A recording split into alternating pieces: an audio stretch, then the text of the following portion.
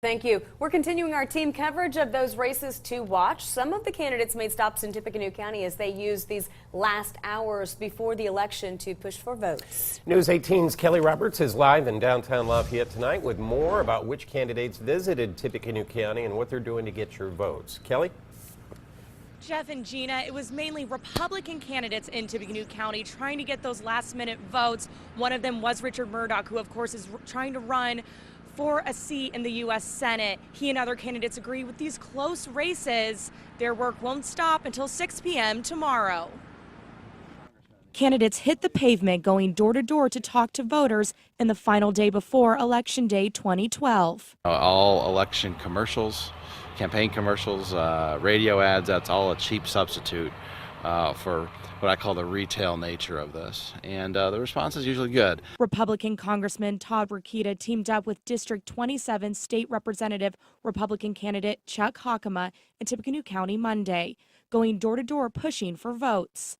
Hockema and his Democratic competitor, incumbent Representative Sheila Klinker, agree theirs is a close race and every vote matters. Well, clearly there's a lot of voters that are still waiting until the 6th to do their voting, and this is going to be a close race, so I think I need to be out here right up until the last minute. We are still working up to the very last minute. I think when you have to run every 2 years, it is a consistent job. I mean, you never stop working. Klinker made a stop at a reception honoring Judge Loretta Rush on her last day as Tippecanoe County juvenile judge. Klinker says she will continue to make calls and visit voters up until Election Day. Later in the afternoon, Congressman Rokita visited News 18 with Republican candidate for U.S. Senate Richard Mourdock. Much of the nation is watching Mourdock's race against Democrat Joe Donnelly. The latest poll shows Donnelly leading Mourdock by 11 points. Mourdock believes he has momentum going into Election Day. It's tremendous momentum going in our direction.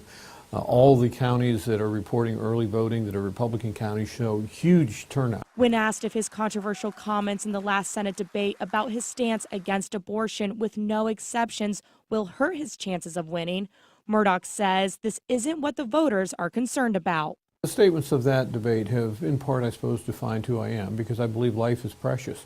But what's been fascinating to me is since that debate, as I've traveled the state extensively, people talk to me about the high unemployment rate.